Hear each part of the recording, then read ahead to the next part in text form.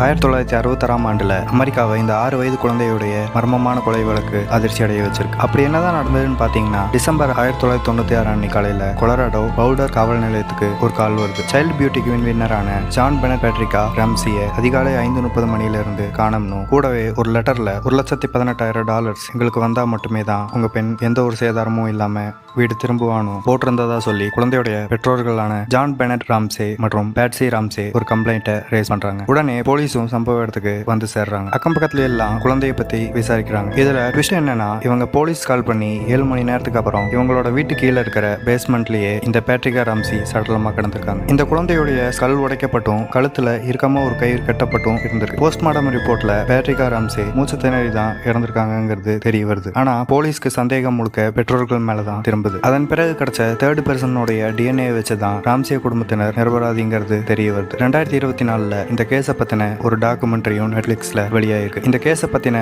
Detail video வேணும்னு நினைச்சீங்கன்னா கமெண்ட்ல சொல்லுங்க. அப்படியே ஒரு லைக் கொடுத்துட்டு சேனலை மறக்காம சப்ஸ்கிரைப் பண்ணிக்கங்க.